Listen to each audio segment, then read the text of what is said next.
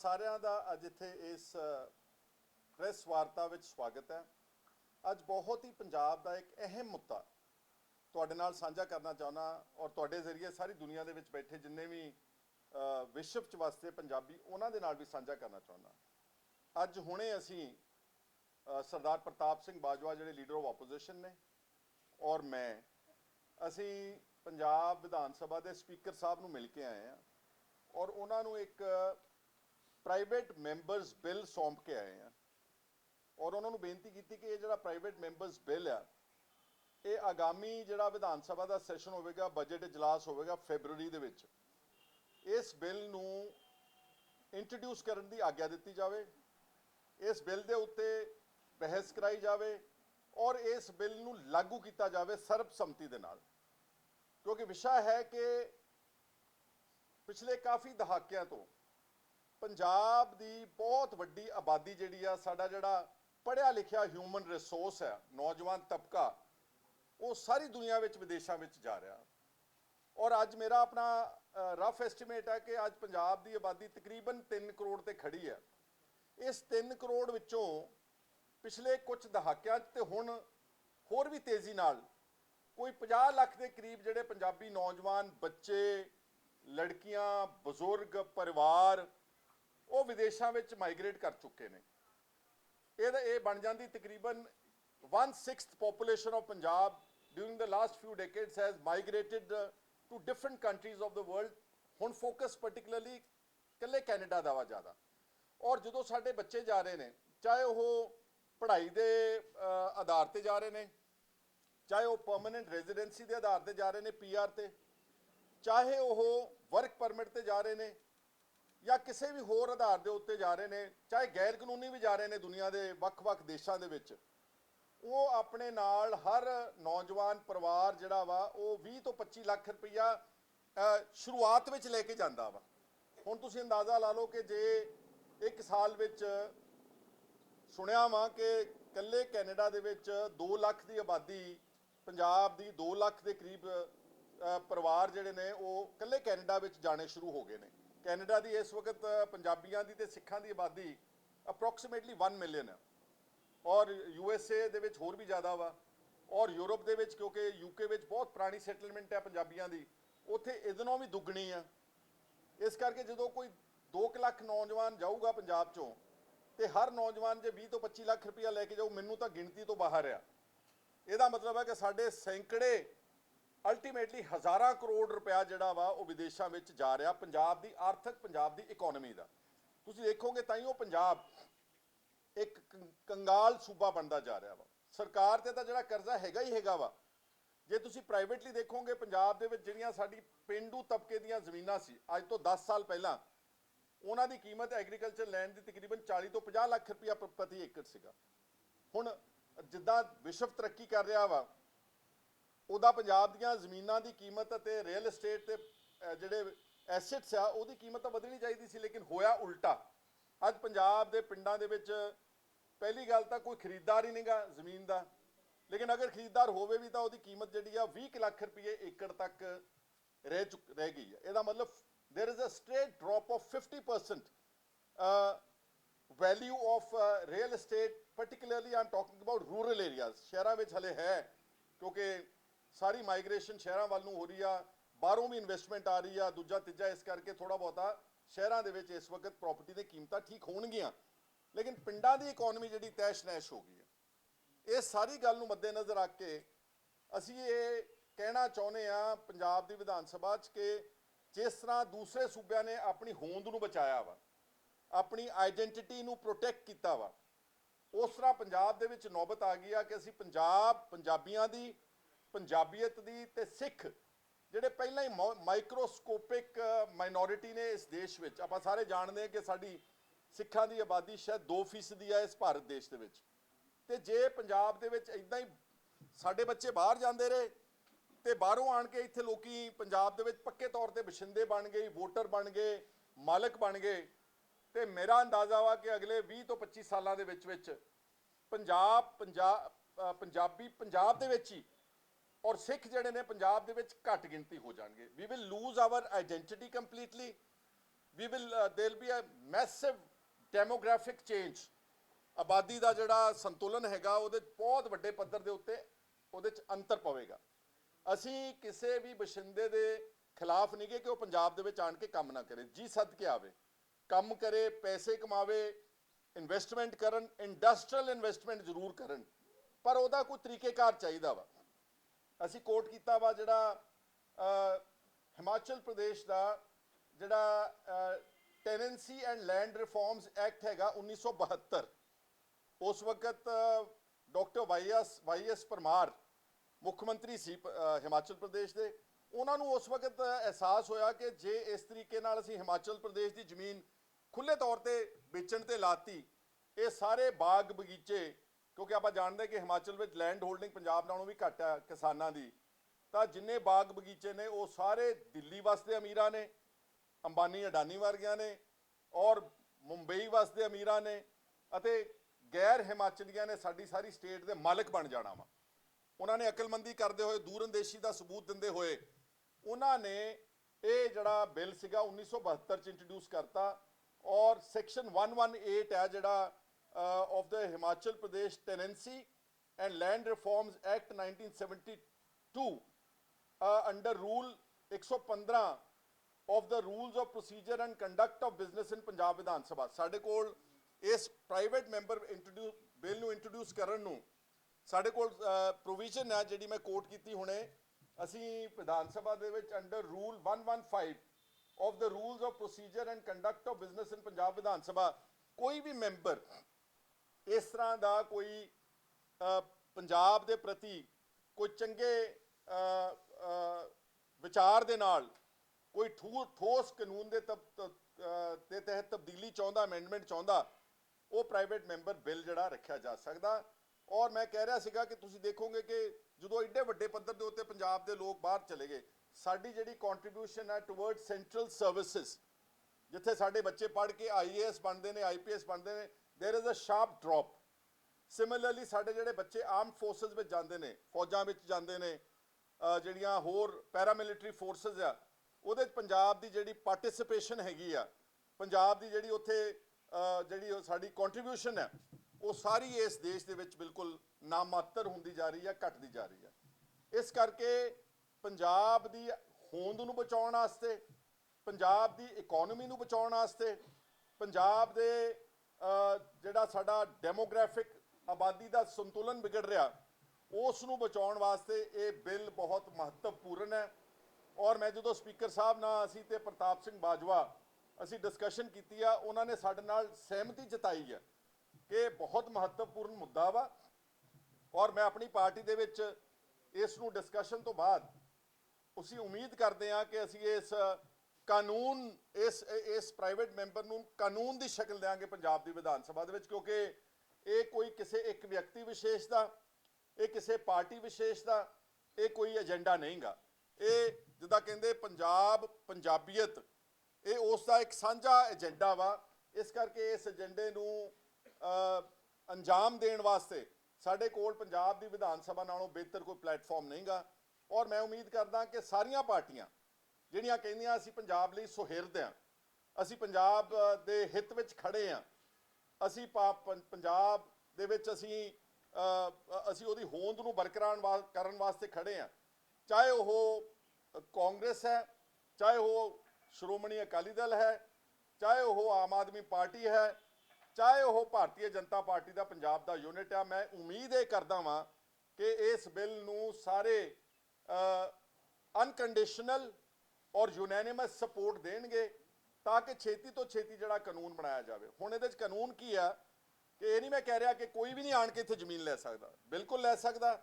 ਸੋ ਇਹਦਾ ਮੋਟਿਵ ਕੀ ਆ ਕਿ ਜਿੱਦਾਂ ਹਿਮਾਚਲ ਪ੍ਰਦੇਸ਼ ਨੇ ਜਾਂ ਹੋਰ ਸਟੇਟਸ ਨੇ ਇਹਦੀਆਂ ਸ਼ਰਤਾਂ ਰੱਖੀਆਂ ਹੋਈਆਂ ਨੇ, there is a restriction, nobody can just come outrightly from Punjab. ਪੈਸੇ ਦਿੱਤੇ 20 ਲੱਖ ਰੁਪਇਆ, ਪਹਿਲਾਂ 1 ਏਕੜ ਦੇ ਮਾਲਕ ਬਣ ਗਏ, ਫਿਰ ਉੱਥੇ ਵੋਟਰ ਕਾਰਡ ਬਣਾਇਆ ਤੇ ਫਿਰ ਉੱਥੇ ਵੋਟਰ ਬਣ ਗਏ। ਅੱਜ ਪੰਜਾਬ ਦੀ ਅਸੈਂਬਲੀ ਵਿੱਚ ਮੈਂ ਕਿਸੇ ਦੇ ਖਿਲਾਫ ਨਹੀਂਗਾ, ਆਲਰੇਡੀ ਇੱਕ ਗੈਰ ਪੰਜਾਬੀ ਜਿਹੜਾ ਮੈਂਬਰ ਬਣ ਚੁੱਕਾ ਪੰਜਾਬ ਦੀ ਵਿਧਾਨ ਸਭਾ ਦੇ। ਬਹੁਤ ਸਾਰੇ ਕਾਉਂਸਲਰਸ, ਮੈਂ ਉਹਨਾਂ ਦੇ ਵੀ ਖਿਲਾਫ ਨਹੀਂਗਾ। ਲੈਟ ਮੀ ਟੈਲ ਯੂ, ਜਿਹੜੇ ਬੰਦੇ ਆ ਚੁੱਕੇ ਨੇ, ਵੋਟਰ ਬਣ ਚੁੱਕੇ ਨੇ, ਇੱਥੇ ਸੈਟਲ ਹੋ ਚੁੱਕੇ ਨੇ, ਉਹ ਤਾਂ ਆਲਰੇਡੀ ਪੰਜਾਬੀ ਬਣ ਚੁੱਕੇ ਨੇ, ਉਹ ਜੀ ਸੱਦ ਕੇ ਪੰਜਾਬ ਦੀ ਧਰਤੀ ਦੇ ਉੱਤੇ ਰਹਿਣਗੇ, ਲੇਕਿਨ further we have to prevent. ਬਹੁਤ ਸਾਰੇ ਲੁਧਿਆਣਾ ਆਦਿ ਵੱਡੇ ਸ਼ਹਿਰਾਂ ਵਿੱਚ ਬਹੁਤ ਸਾਰੇ ਗੈਰ ਪੰਜਾਬੀ ਜਿਹੜੇ ਕਾਉਂਸਲਰ ਬਣ ਚੁੱਕੇ ਨੇ।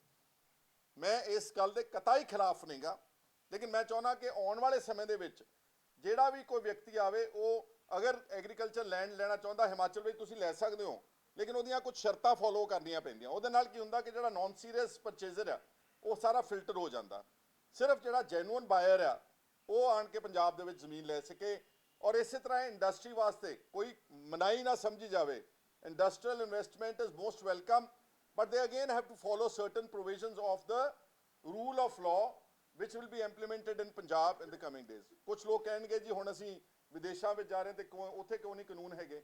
Let me tell you, Canada ਦੇ ਵਿੱਚ they have introduced law, Justin Trudeau even recently, ਕਿ ਕੋਈ ਰੈਂਡਮਲੀ ਆਣ ਕੇ ਉੱਥੇ ਪ੍ਰਾਪਰਟੀ ਨਹੀਂ ਖਰੀਦ ਸਕਦਾ। ਕੈਨੇਡਾ ਨੇ ਵੀ ਲਾਅ ਬਣਾਇਆ ਕਿਉਂਕਿ ਉਹ ਸਮਝ ਰਹੇ ਨੇ ਕਿ ਸਾਡੀ ਵੀ ਜਿਹੜਾ ਸੰਤੁਲਨ ਹੈ ਓਰੀਜਨਲ ਕੈਨੇਡੀਅਨਸ ਦਾ, ਉਹਨਾਂ ਦੀ ਆਈਡੈਂਟੀਟੀ ਖਤਰੇ ਵਿੱਚ ਆ।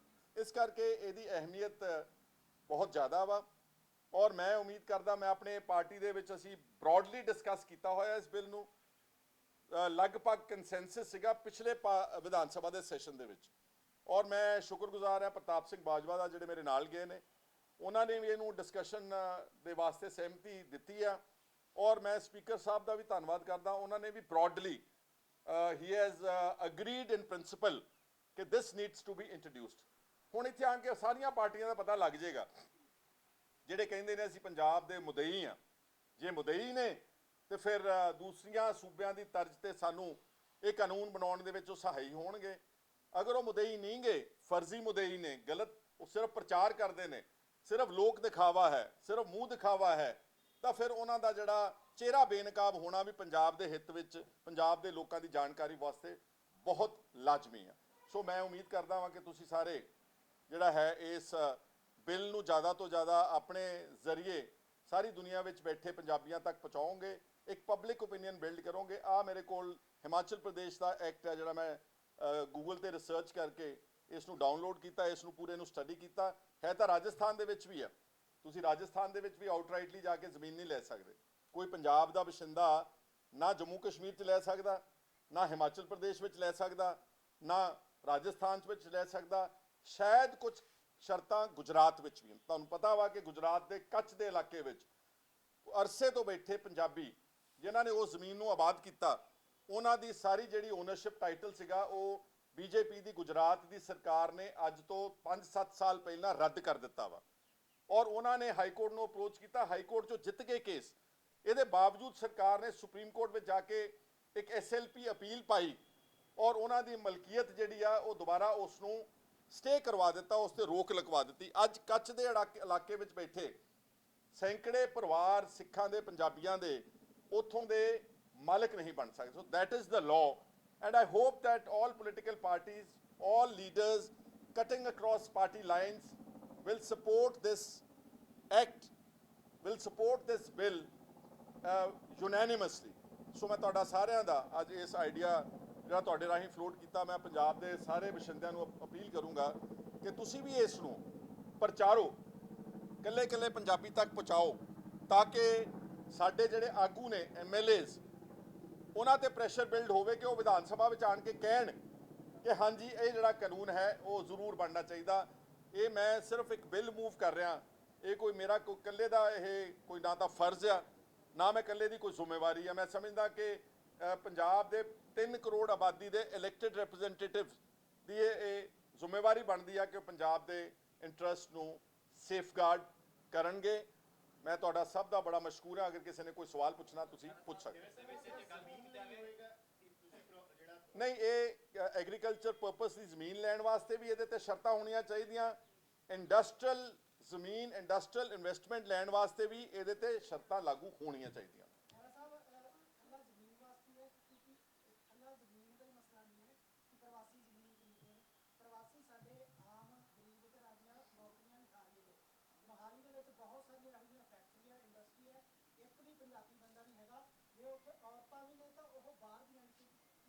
ਅੱਛਾ ਸਵਾਲ ਕੀਤਾ ਮੇਰੇ ਛੋਟੇ ਵੀਰ ਪੱਤਰਕਾਰ ਨੇ ਕਿ ਸਾਡੀਆਂ ਨੌਕਰੀਆਂ ਦੇ ਉੱਤੇ ਵੀ ਬਹੁਤ ਜ਼ਿਆਦਾ ਉਹ ਬਟ ਨੈਚੁਰਲ ਹੈ। ਜਦੋਂ ਸਾਡੀ ਵਰਕ ਫੋਰਸ ਜਿਹਨੂੰ ਅਸੀਂ ਪਹਿਲਾਂ ਪਾਲਿਆ, ਵੱਡਾ ਕੀਤਾ, ਉਹਨੂੰ ਪੜਾਇਆ ਲਿਖਾਇਆ, ਉਹਦੇ ਤੇ ਸਟੇਟ ਨੇ ਇਨਵੈਸਟਮੈਂਟ ਕੀਤੀ, ਉਹ ਪਲਿਆ ਪੜਾਇਆ ਹਿਊਮਨ ਰਿਸੋਰਸ ਵਰਕਫੋਰਸ ਦੇਸ਼ਾਂ ਵਿਦੇਸ਼ਾਂ ਨੂੰ ਚਲ ਜਾਂਦਾ।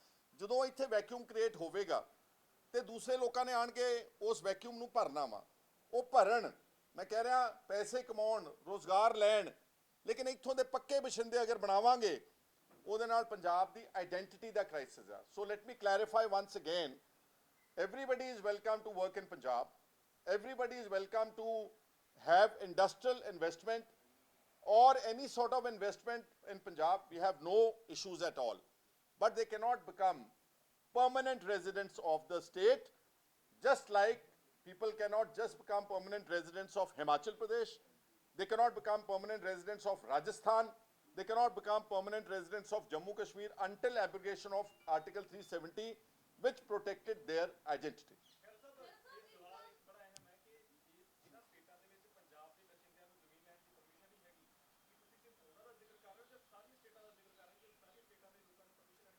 ਨਹੀਂ ਦੇਖੋ, ਗੱਲ ਇਹ ਆ ਕਿ ਇਹ ਵਿਧਾਨ ਸਭਾ ਇੱਕ ਆਟੋਨੋਮਸ ਬੋਡੀ ਆ। ਤੁਸੀਂ ਸਾਰੇ ਜਾਣਦੇ ਹੋ ਕਿ ਡੈਮੋਕ੍ਰੇਸੀ ਵਿੱਚ ਲੈਜਿਸਲੇਚਰ ਦਾ ਇੱਕ ਇੰਪੋਰਟੈਂਟ ਪਿਲਰ ਆ। ਚਾਰੇ ਪਿਲਰ ਗਿਣਦੇ ਆ ਆਪਾਂ, legislature, judiciary and executive and media, ਜਿਹਨੂੰ ਤੁਸੀਂ ਰਿਪਰੈਜ਼ੈਂਟ ਕਰ ਰਹੇ ਹੋ। ਸੋ ਹੋ ਸਕਦਾ ਕੁਝ ਦੇਸ਼ ਦੇ ਵਿੱਚ ਇਸ ਤਰ੍ਹਾਂ ਦੇ ਸੂਬੇ ਨੇ, ਉਹਨਾਂ ਨੇ ਕਾਨੂੰਨ ਇਸ ਤਰ੍ਹਾਂ ਦਾ ਨਹੀਂ ਘੜਿਆ, ਪਰ ਪੰਜਾਬ ਨੂੰ ਇੱਕ ਘੜਨ ਦੀ ਲੋੜ ਹੈਗੀ ਆ। ਇਸ ਕਰਕੇ ਮੈਂ ਕਹਿ ਰਿਹਾ ਵਾਂ, ਔਰ ਮੈਂ ਕਹਿ ਰਿਹਾ ਵਾਂ ਕਿ ਇਹਦੀ ਮੈਂ ਪਿੱਛੇ ਦਲੀਲ ਵੀ ਦਿੱਤੀ ਬਕਾਇਦਾ, ਕਿ ਜਦੋਂ ਆਪਣੇ ਬੱਚੇ ਵਿਦੇਸ਼ਾਂ ਵਿੱਚ ਚਲ ਜਾਂਦੇ ਨੇ, ਇੱਥੇ ਜਿਹੜਾ ਕੰਮ ਹੁੰਦਾ, ਤੁਸੀਂ ਦੇਖੋ, ਤੁਸੀਂ ਕਦੀ ਸਰਕਾਰੀ ਸਕੂਲ ਵਿੱਚ ਜਾ ਕੇ ਦੇਖਿਓ। ਮੈਂ ਕੁਝ ਸਰਕਾਰੀ ਸਕੂਲਾਂ ਵਿੱਚ ਵੇਰਵਾ ਪ੍ਰਾਪਤ ਕੀਤਾ, ਸਮਥਿੰਗ ਲਾਈਕ 35-40% ਬੱਚੇ ਸਰਕਾਰੀ ਸਕੂਲਾਂ 'ਚ ਉਹ ਗੈਰ ਪੰਜਾਬੀਆਂ ਦੇ ਪੜ੍ਹ ਰਹੇ ਨੇ। ਇਸ ਤੇ ਵੀ ਇਤਰਾਜ਼ ਕੋਈ ਨਹੀਂਗਾ, ਪੰਜਾਬੀ ਪੜ੍ਹਨ, ਪੰਜਾਬੀ ਬੋਲਣ, ਪੰਜਾਬੀ ਰਹਿਣ, ਲੇਕਿਨ ਜਦ ਤੱਕ ਉਹ ਬੋਨਾਫਾਈਡ ਹੀ ਪੰਜਾਬੀ ਨਹੀਂ ਗੇ, ਕਿਸੇ ਵੀ ਨੌਨ ਬੋਨਾਫਾਈਡ ਹੀ ਪੰਜਾਬੀ ਨੂੰ ਆਟੋਮੈਟਿਕਲੀ ਪੰਜਾਬ ਦੇ ਵਿੱਚ by virtue of buying land or just coming to work here, ਉਹਨੂੰ ਇੱਥੋਂ ਦਾ ਵੋਟਰ ਨਾ ਬਣਾਇਆ ਜਾਵੇ। ਇਹਦੇ ਨਾਲ ਕੀ ਹੋਊਗਾ ਕਿ ਆਉਣ ਵਾਲੇ ਕੁਝ ਦਹਾਕਿਆਂ 'ਚ ਸਾਡਾ ਜਿਹੜਾ ਡੈਮੋਗ੍ਰਾਫਿਕ ਸਿਚੁਏਸ਼ਨ ਆ, ਆਬਾਦੀ ਦਾ ਜਿਹੜਾ ਇੰਬੈਲੈਂਸ ਹੈਗਾ ਵਾ, ਉਹ ਬਚਾਓ ਤੇ ਬਰਕਰਾਰ ਰਹੇਗਾ।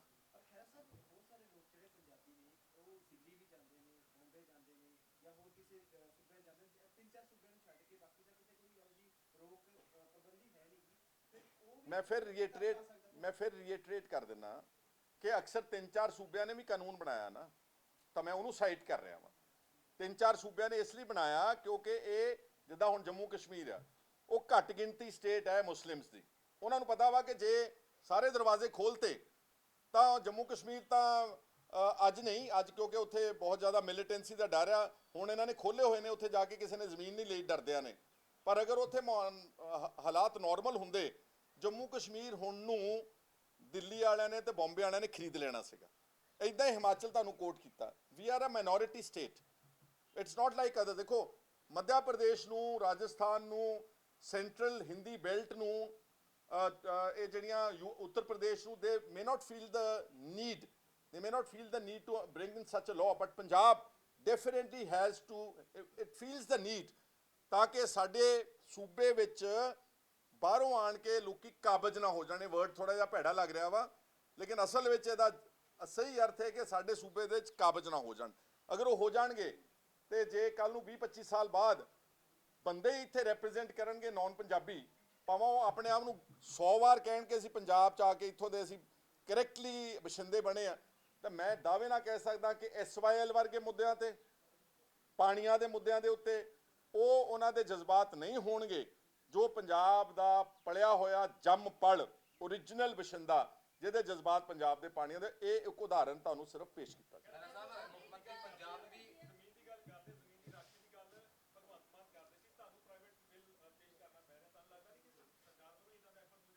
ਨਹੀਂ, ਕਿਸੇ ਨੇ ਸੁਝਾਅ ਦੇਣਾ ਪੈਣਾ ਨਾ ਜੀ। ਵੈਸੇ ਤਾਂ ਸਹੀ ਮਾਇਨੇ ਵਿੱਚ, ਤੁਸੀਂ ਬੁਰਾ ਨਾ ਮਨਾਇਓ ਕੋਈ ਵੀ, ਇਹ ਕੰਮ ਸੀਗਾ ਸ਼੍ਰੋਮਣੀ ਅਕਾਲੀ ਦਲ ਦਾ।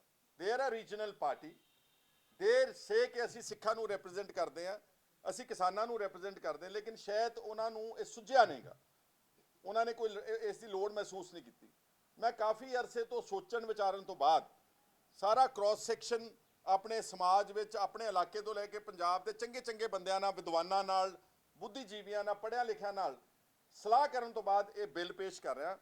ਔਰ ਮੈਂ ਉਮੀਦ ਕਰਦਾ ਕਿ ਭਗਵੰਤ ਮਾਨ ਕਹਿੰਦੇ ਨੇ ਰੋਜ਼ ਕਿ ਅਸੀਂ ਆਪਣੇ ਬੱਚਿਆਂ ਨੂੰ ਵਿਦੇਸ਼ਾਂ 'ਚ ਜਾਣ ਤੋਂ ਰੋਕਣਾ ਵਾ, ਅਸੀਂ ਪੰਜਾਬ ਦਾ ਮਾਹੌਲ ਅੱਛਾ ਪੈਦਾ ਕਰਨਾ। ਇਹ ਇੱਕ ਕਦਮ ਹੋਵੇਗਾ। ਜਦ ਤੱਕ ਉਹ ਬਾਹਰੋਂ ਬੱਚਿਆਂ ਨੂੰ ਜਾਣ ਤੋਂ ਨਹੀਂ ਰੋਕ ਸਕਦੇ, ਉਦੋਂ ਤੱਕ ਇੱਦਾਂ ਦਾ ਕੋਈ safeguard, this is just a safeguard, ਇਹ ਸੇਫਗਾਰਡ ਕੀਤਾ ਜਾਵੇ ਜਿਹਦੇ ਨਾਲ ਸਾਡੇ ਪੰਜਾਬ ਦੀ ਡਿਸਟਿੰਕਟ ਆਈਡੈਂਟੀਟੀ, ਵਿਲੱਖਣ ਪਹਿਚਾਨ ਬਚੀ ਰਹੇ।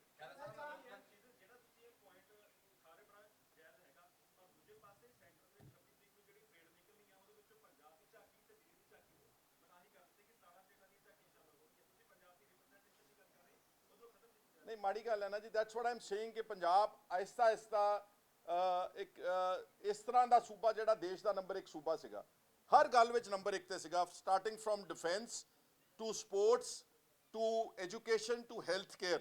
ਅੱਜ ਸਾਡੀ ਝਾਕੀ ਨੂੰ ਜਿਹੜਾ 26 ਜਨਵਰੀ ਦੇ ਉੱਤੇ ਦਿੱਤਾ ਜਾ ਰਿਹਾ, ਉਹਨਾਂ ਨੂੰ ਐਂ ਲੱਗਦਾ ਕਿ there is lack of competency to showcase its culture, its tradition. ਤਾਂ ਇਹ ਮੈਂ ਸਮਝਦਾ ਕਿ ਗਲਤ ਗੱਲ ਹੈ। ਪੰਜਾਬ ਦੀ ਰਿਪਰੈਜ਼ੈਂਟੇਸ਼ਨ ਉੱਥੇ ਜ਼ਰੂਰ ਹੋਣੀ ਚਾਹੀਦੀ ਹੈ। ਮੁੱਖ ਮੰਤਰੀ ਪੰਜਾਬ ਹਾਲ ਹੀ ਦੇ ਵਿੱਚ ਮੁੰਬਈ ਗਏ ਨੇ ਕਿ ਰੁਜ਼ਗਾਰ ਪੰਜਾਬ ਵਿੱਚ ਲੈ ਕੇ ਆਇਆ ਜਾਵੇ, ਪਰ ਕੀ ਲੱਗਦਾ ਨੌਜਵਾਨ ਰੁਝਾਨ ਰੱਖਦੇ ਨੇ ਕਿ ਇੰਡਸਟਰੀਆਂ ਆਉਂਦੀਆਂ ਨੇ ਇੱਥੇ ਕੰਮ ਕੀਤਾ ਜਾਵੇ, ਔਰ ਉਹਨਾਂ ਦੇ ਵਿੱਚ ਹੀ ਪ੍ਰਵਾਸੀ ਮਜ਼ਦੂਰ ਕੰਮ ਕਰਦੇ ਨੇ, ਨੌਜਵਾਨ ਤਾਂ ਇਹ ਰੁਝਾਨ ਰੱਖਦੇ ਨੇ ਕਿ ਅਸੀਂ ਬਾਹਰ ਜਾਈਏ। ਇਹ ਫਿਰ ਇੱਕ ਬੜਾ ਸਵਾਲ, ਹਾਲਾਂਕਿ ਥੋੜਾ ਜਿਹਾ ਇਸ ਮੁੱਦੇ ਤੋਂ ਹਟ ਕੇ, ਪਰ ਮੈਂ ਇਸ ਮੁੱਦੇ ਨਾਲ ਕਨੈਕਟ ਕਰਦਾ। ਭਗਵੰਤ ਸਿੰਘ ਮਾਨ ਬਾਰ-ਬਾਰ ਜਾ ਰਹੇ ਨੇ, ਸਾਊਥ ਇੰਡੀਆ ਗਏ ਨੇ, ਹੁਣ ਕੱਲ ਪਰਸੋਂ ਦੇ ਉਹ ਮੁੰਬਈ ਗਏ ਨੇ ਕਿ ਮੈਂ ਇਨਵੈਸਟਮੈਂਟ ਲੈ ਕੇ ਆਉਣੀ ਹੈ। ਇਹਦਾ ਪਹਿਲਾ ਪੱਖ ਤਾਂ ਹੈ ਇਨਵੈਸਟਮੈਂਟ ਤਾਂ ਆਵੇਗੀ ਨਾ ਜੇ ਇੱਥੇ ਨੌਜਵਾਨਾਂ ਨੂੰ ਕੋਈ ਕੀ ਕਹਿੰਦੇ ਹੁੰਦੇ ਕਿ ਰਿਸਪੈਕਟੇਬਲ ਅਰਨਿੰਗ ਲਾਈਵਲੀਹੁੱਡ ਹੋਊਗਾ। ਰਿਸਪੈਕਟੇਬਲ ਲਾਈਵਲੀਹੁੱਡ ਇੱਕ ਪਾਸੇ Canada, even countries like Italy, Germany, France, Europe ਦੇ ਵਿੱਚ ਉਹ ਸਾਡੇ ਨੌਜਵਾਨਾਂ ਨੂੰ ਜਦੋਂ ਜਾਂਦੇ ਨੇ ਉੱਥੇ ਰਿਸਪੈਕਟੇਬਲ ਲਾਈਵਲੀਹੁੱਡ ਮਤਲਬ ਕਿ ਉਹਨਾਂ ਨੂੰ ਘੱਟੋ ਘੱਟ ਲੱਖ, 1.5 ਲੱਖ ਰੁਪਈਆ, 2 ਲੱਖ ਰੁਪਈਆ ਮਹੀਨੇ ਦੀ ਆਮਦਨ ਹੁੰਦੀ, ਤਾਂ ਹੀ ਉਹ ਭੱਜ ਰਹੇ ਨੇ ਸਾਰੇ। ਹੁਣ ਜਾਂ ਤਾਂ ਕੋਈ ਪੰਜਾਬ ਦਾ ਮਾਹੌਲ ਇਦਾਂ ਦਾ ਹੋਵੇ ਕਿ ਪੰਜਾਬ ਦੇ ਵਿੱਚ ਕੋਈ ਇਦਾਂ ਦਾ ਰਿਸਪੈਕਟੇਬਲ ਲਾਈਵਲੀਹੁੱਡ ਹੋਵੇ, ਹੋ ਨਹੀਂ ਰਿਹਾ। ਉਹਦਾ ਕਾਰਨ ਸਿੱਧਾ ਹੈ ਕਿ ਪੰਜਾਬ ਦੇ ਵਿੱਚ ਇੰਡਸਟਰੀਅਲ ਇਨਵੈਸਟਮੈਂਟ ਉਦੋਂ ਤੱਕ ਨਹੀਂ ਆਵੇਗੀ ਜਦੋਂ ਤੱਕ ਸਾਡਾ ਪੰਜਾਬ ਦਾ ਪਾਕਿਸਤਾਨ ਨਾਲ ਬਾਰਡਰ ਨਹੀਂ ਖੁੱਲ੍ਹਾ। ਪਾਕਿਸਤਾਨ ਦਾ ਬਾਰਡਰ ਖੁੱਲ੍ਹੇ, ਜਿਹੜਾ ਸਾਡਾ ਸੈਂਟਰਲ ਏਸ਼ੀਆ ਦਾ, ਜਿਹਨੂੰ ਪੁਰਾਣੇ ਵੇਲੇ ਸਿਲਕ ਰੂਟ ਕਹਿੰਦੇ ਸੀ, ਕੱਲਾ ਪਾਕਿਸਤਾਨ ਵਪਾਰ ਨਹੀਂ, ਪਾਕਿਸਤਾਨ ਤੋਂ ਅੱਗੇ ਅਫਗਾਨਿਸਤਾਨ, ਅਫਗਾਨਿਸਤਾਨ ਤੋਂ ਅੱਗੇ ਈਰਾਨ, ਈਰਾਨ ਤੋਂ ਅੱਗੇ ਮੰਗੋਲੀਆ, ਮੰਗੋਲੀਆ ਤੋਂ ਅੱਗੇ ਉਜ਼ਬੇਕਿਸਤਾਨ, ਤੁਰਕਮੇਨਿਸਤਾਨ, ਰਸ਼ੀਆ ਤੱਕ ਐਡਾ ਵੱਡਾ ਇੱਕ ਮਾਰਕੀਟ ਹੈ ਕਿ ਜੇ ਸਾਡਾ ਬਾਰਡਰ ਨਾ ਬੰਦ ਹੋਵੇ ਪਾਕਿਸਤਾਨ ਨਾਲ, ਤੇ ਜਿਹੜੀ ਆਮਦਨ ਸਾਨੂੰ ਯੂਰਪੀਅਨ ਕੰਟਰੀਜ਼ ਵਿੱਚ ਮਿਲ ਰਹੀ ਆ, ਇੱਥੇ ਪੰਜਾਬ ਦੇ ਖੇਤੀ ਦੇ ਕਿਸਾਨ ਨੂੰ ਵੀ ਮਿਲ ਸਕਦੀ ਤੇ ਵਪਾਰੀ ਨੂੰ ਵੀ ਮਿਲ ਸਕਦੀ। ਇਕੱਲਾ ਕਿਸਾਨਾਂ ਦਾ ਫਾਇਦਾ ਨਹੀਂ, industry, because Punjab is a landlocked state, ਕੋਈ ਬੰਦਰਗਾਹ ਨਹੀਂ ਹੈ, ਕੋਈ ਕੁਦਰਤੀ ਸਰੋਤ ਨਹੀਂ। ਪਾਣੀ ਸੀਗਾ ਉਹ 14 ਲੱਖ ਟਿਊਬਵੈੱਲ ਨਾਲ ਅਸੀਂ ਕੱਢਦੇ ਪੱਟਦੇ ਅਸੀਂ ਪਾਣੀ ਧਰਤੀ ਦਾ ਖਰਾਬ ਕਰ ਲਿਆ। ਇਸ ਕਰਕੇ ਪੰਜਾਬ ਨੂੰ ਬਚਾਉਣ ਵਾਸਤੇ ਬਹੁਤ ਦੂਰ ਅੰਦੇਸ਼ੀ ਦਾ ਸਬੂਤ ਦੇਣਾ ਪਵੇਗਾ ਆਗੂਆਂ ਨੂੰ। ਆ ਜਿਹੜੀ ਰੋਜ਼ ਛੋਟੀ ਛੋਟੀ ਲੜਾਈ ਕਰਦੇ ਤੋਂ ਉੱਤੇ ਉੱਠ ਕੇ ਤੇ ਦਿੱਲੀ ਵਿੱਚ ਜਾ ਕੇ ਪਰਮਾਨੈਂਟ ਪ੍ਰੈਸ਼ਰ ਬਿਲਡ ਕਰਨਾ ਪਵੇਗਾ ਕਿ ਸਾਡਾ ਵਪਾਰ ਦਾ ਤੁਸੀਂ ਬਾਰਡਰ ਖੋਲੋ ਤਾਂ ਕਿ ਅਸੀਂ ਆਪਣੇ ਜਿਣਸਾਂ ਨੂੰ ਉੱਥੇ ਵੇਚ ਸਕੀਏ। ਅੱਜ ਕਣਕ ਦਾ ਤੇ ਝੋਨੇ ਦਾ ਭਾਅ 2000 ਰੁਪਏ ਪ੍ਰਤੀ ਕੁਇੰਟਲ ਆ। ਜੇ ਸਿਲਕ ਰੂਟ ਹੈ ਸੈਂਟਰਲ ਏਸ਼ੀਆ ਦਾ ਖੁੱਲ੍ਹਾ ਹੋਵੇ, ਮੈਂ ਦਾਅਵੇ ਨਾਲ ਕਹਿ ਸਕਦਾ 4 ਤੋਂ 5000 ਰੁਪਏ ਪ੍ਰਤੀ ਕੁਇੰਟਲ ਸਾਡੀ ਕਣਕ ਤੇ ਝੋਨਾ ਵਿਕੇਗਾ। ਐਡਾ ਵੱਡਾ ਅੰਤਰ ਹੈ ਤੇ ਆਪਣੇ ਆਪ ਹੀ ਸਵਾਮੀਨਾਥਨ ਕਮੇਟੀ ਰਿਪੋਰਟ ਲਾਗੂ ਹੋ ਜੂਗੀ, ਆਪਣੇ ਆਪ ਹੀ ਸਾਡੇ ਬੱਚਿਆਂ ਨੂੰ ਵਿਦੇਸ਼ਾਂ ਵਿੱਚ ਜਾਣ ਦੀ ਲੋੜ ਨਹੀਂ ਪਵੇਗੀ। ਪਰ ਜਦ ਤੱਕ ਇਹ ਨਹੀਂ ਹੁੰਦਾ ਉਦੋਂ ਤੱਕ ਅਸੀਂ ਇਹ ਮਾਈਗ੍ਰੇਸ਼ਨ ਨਹੀਂ ਰੋਕ ਸਕਦੇ। ਤੇ ਜੇ ਮਾਈਗ੍ਰੇਸ਼ਨ ਨਹੀਂ ਰੋਕ ਸਕਦੇ, ਘੱਟੋ ਘੱਟ ਆਪਣੀ ਪੱਗ, ਆਪਣੀ ਪਹਿਚਾਣ ਤਾਂ ਅਸੀਂ ਬਚਾ ਸਕਦੇ। ਉਹ ਤਾਂ ਸਾਡੇ ਬਸ਼ਿੰਦਿਆਂ ਦੇ ਚੁਣੇ ਹੋਏ ਨੁਮਾਇੰਦਿਆਂ ਦੇ ਹੱਥ ਵਿੱਚ ਹੈ ਜੀ।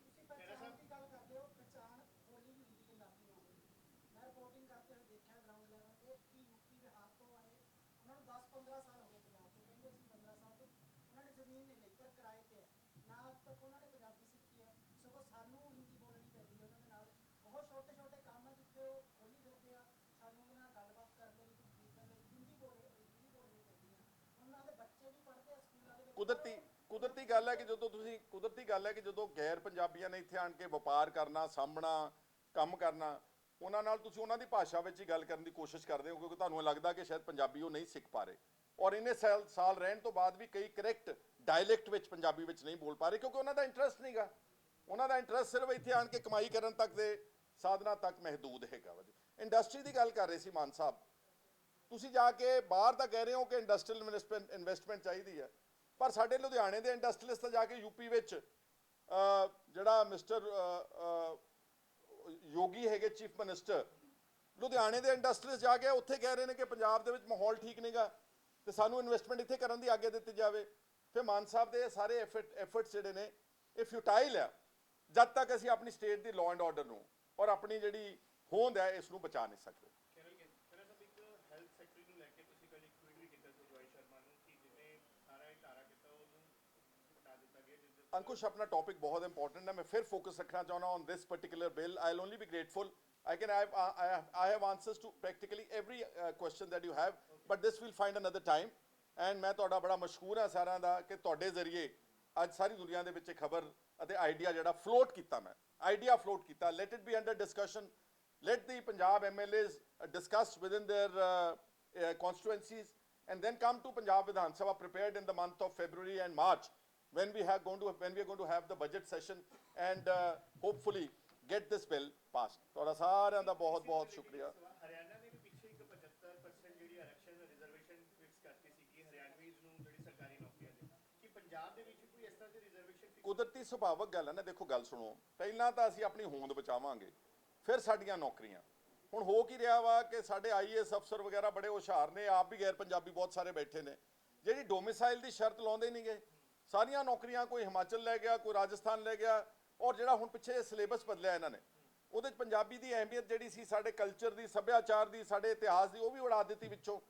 It has just become very simple for non Punjabis to walk into Punjab and corner the jobs। ਮਤਲਬ ਸਾਡੀ ਨੌਕਰੀਆਂ ਵੀ ਜਿਹੜੀਆਂ ਗੈਰ ਪੰਜਾਬੀ ਲੈ ਕੇ ਜਾ ਰਹੇ ਨੇ, ਜਿਹੜੀਆਂ ਸਰਕਾਰੀ ਨੌਕਰੀਆਂ ਨੇ, ਤੇ ਜੇ ਸਰਕਾਰੀ ਨੌਕਰੀ ਵਿੱਚ ਵੀ ਗੈਰ ਪੰਜਾਬੀ ਬੈਠਣਗੇ ਤੇ ਕੁਦਰਤੀ ਗੱਲ ਹੈਗੀ ਆ ਕਿ ਸਾਡੇ ਜਿਹੜੇ ਉਹਨਾਂ ਦੇ ਜਜ਼ਬਾਤ ਸਾਡੇ ਨਾਲ ਉਸ ਤਰ੍ਹਾਂ ਮੇਲ ਨਹੀਂ ਖਾਣਗੇ ਜਿੱਦਾਂ ਇੱਥੋਂ ਦਾ ਇੱਕ ਜੰਮਪਲ ਦੇ ਵਿਚਾਰ ਹੋਣੇ ਚਾਹੀਦੇ। ਤੁਹਾਡਾ ਸਾਰਿਆਂ ਦਾ ਧੰਨਵਾਦ। ਸਰਕਾਰ ਨੇ ਆਰਡਰਸ ਤਾਂ ਕੀਤੀ ਸੀਗੀ ਕਿ 21 ਫਰਵਰੀ ਤੱਕ ਪੰਜਾਬੀ ਹਰ ਜਗ੍ਹਾ ਲਾਗੂ ਹੋਵੇ, ਸਾਈਨ ਬੋਰਡ ਤੇ ਸਕੂਲਾਂ, ਸਰਕਾਰੀ ਦਫ਼ਤਰਾਂ ਦੇ ਵਿੱਚ, ਪਰ ਕੁਝ ਸਕੂਲ ਆਫ ਐਮੀਨੈਂਸ ਅੰਗਰੇਜ਼ੀ ਦੇ ਵਿੱਚ ਸਕੂਲ ਦਾ ਨਾਮ। ਤੁਸੀਂ ਦੇਖੋਗੇ ਕਿ ਜਿੰਨੇ ਵੀ ਭਗਵੰਤ ਸਿੰਘ ਮਾਨ ਦੇ ਹੁਕਮ ਨਿਕਲ ਰਹੇ ਨੇ, ਚਾਹੇ ਉਹ ਚੇਅਰਮੈਨੀਆਂ ਉਹਨਾਂ ਨੇ ਅਨਾਉਂਸ ਕੀਤੀਆਂ, ਹੁਣੇ ਮੇਰੀ ਭੈਣ ਕਹਿ ਰਹੀ ਹੈ ਕਿ ਜਿਹੜਾ ਸਕੂਲ ਆਫ ਐਮੀਨੈਂਸ ਮੋਹਾਲੀ ਵਿੱਚ ਜਿਹੜਾ ਸਾਰਾ ਉਹਨਾਂ ਨੇ ਉਸ ਨੂੰ ਪ੍ਰਚਾਰਿਆ, ਉਹ ਸਾਰਾ ਅੰਗਰੇਜ਼ੀ 'ਚ ਪ੍ਰਚਾਰਿਆ ਵਾ।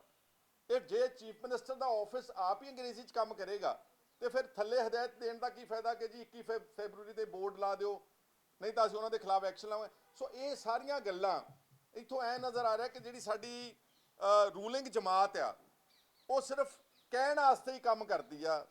ਦੇ ਡੂ ਨਾਟ ਪ੍ਰੈਕਟਿਸ ਵਾਟ ਦੇ ਪ੍ਰੀਚ। ਸਭ ਤੋਂ ਪਹਿਲਾਂ ਮੁੱਖ ਮੰਤਰੀ ਨੂੰ ਆਪ ਪ੍ਰੈਕਟਿਸ ਕਰਨਾ ਚਾਹੀਦਾ ਕਿ ਜੋ ਵੀ ਕੰਮ ਉਹਨਾਂ ਦੇ ਦਫ਼ਤਰ ਦਾ ਹੋਵੇ, ਪਹਿਲਾਂ ਉੱਥੇ ਹਦਾਇਤ ਦੇਣ ਕਿ ਉਹ ਪਹਿਲਾਂ ਪੰਜਾਬੀ ਵਿੱਚ ਜਾਵੇ, ਆਪਸ਼ਨਲ ਅੰਗਰੇਜ਼ੀ, ਬਿਕੋਜ਼ ਅਲਟੀਮੇਟਲੀ ਜੇ ਆਪਾਂ ਕਹੀਏ ਕਿ ਅੰਗਰੇਜ਼ੀ ਨੂੰ ਬਿਲਕੁਲ ਬਾਹਰ ਕਰ ਦੇਣਾ, it has become a world language. ਮੈਂ ਅੰਗਰੇਜ਼ ਨਹੀਂ ਕਰਨ ਲੱਗਿਆ ਇਸ ਗੱਲ ਤੋਂ ਕਹਿਣ ਲਈ ਕਿ ਉਹਦੀ ਵੀ ਬਹੁਤ ਲੋੜ ਹੈ। ਪ੍ਰਾਥਮਿਕਤਾ, ਇੰਪੋਰਟੈਂਸ, ਪ੍ਰਾਇੋਰਿਟੀ ਜਿਹੜੀ ਆ ਉਹ ਪੰਜਾਬੀ ਨੂੰ ਤਾਈਓ ਮਿਲੂਗੀ ਜੇ ਭਗਵੰਤ ਸਿੰਘ ਮਾਨ ਆਪਣੇ ਦਫ਼ਤਰ ਦਾ ਕੰਮ ਪੰਜਾਬੀ 'ਚ ਸਹੀ ਮਾਇਨਿਆਂ ਵਿੱਚ ਸ਼ੁਰੂ ਕਰਨਗੇ, ਲਾਗੂ ਕਰਨਗੇ।